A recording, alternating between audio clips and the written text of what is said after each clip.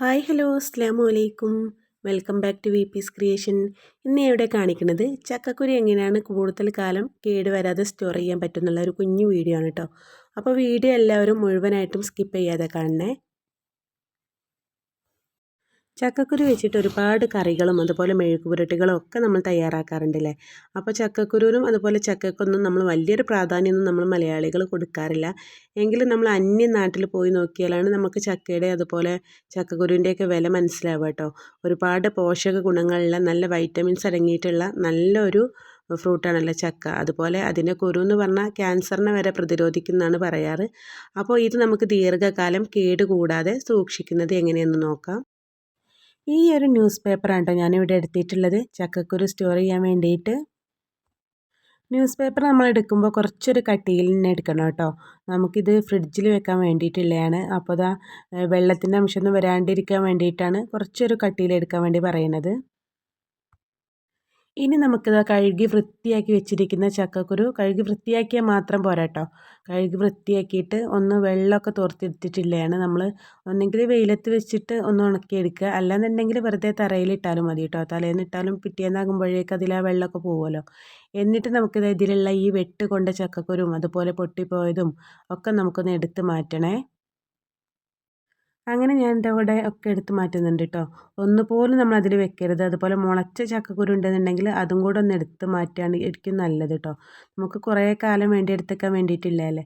അപ്പോൾ അതാ നല്ല വൃത്തിയിൽ തന്നെ എടുത്ത് വെക്കണം. കൂട്ടത്തിൽ ഒന്ന് കേട് വന്നാൽ മതി. അങ്ങനെ തന്നെ ബാക്കിയുള്ള ചക്കക്കുരുവൊക്കെ കുറച്ച് കഴിയുമ്പം ചീഞ്ഞളഞ്ഞിട്ട് പോവേ. അതില്ലാണ്ടിരിക്കാൻ വേണ്ടിയിട്ടാണ് നമ്മളിതൊക്കെ എടുത്ത് മാറ്റുന്നത്.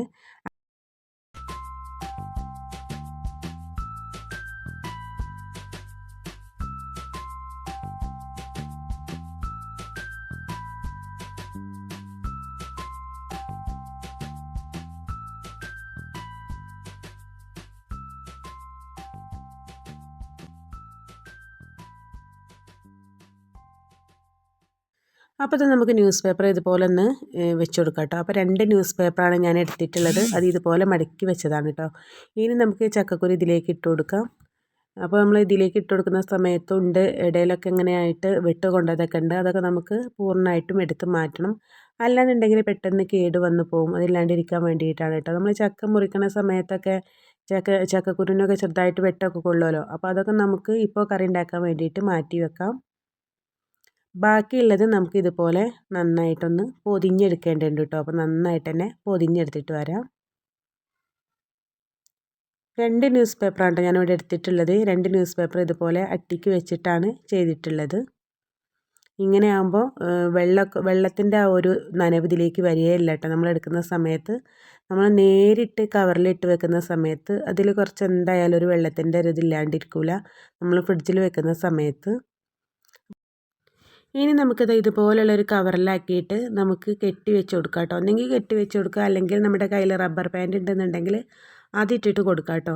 എന്നിട്ട് നമ്മൾ ഫ്രിഡ്ജിൻ്റെ ഏറ്റവും അടിയിലാണ് നമ്മളിത് വെക്കേണ്ടത്. കാരണം നല്ല തണുപ്പൊക്കെ കൂടി കഴിഞ്ഞാലും പെട്ടെന്ന് കേട് വന്നു പോകും. അപ്പോൾ എല്ലാവരുടെ ഫ്രിഡ്ജിൻ്റെ അടിയിലായിട്ടൊരു ബോക്സ് ഉണ്ടാവുമല്ലോ നമ്മൾ പച്ചക്കറിയൊക്കെ ഇട്ട് വെക്കുന്നത്. ആ ബോക്സിലാക്കിയിട്ട് അടിയിലാക്കിയിട്ട് വെച്ച് കൊടുത്താൽ മതി കേട്ടോ.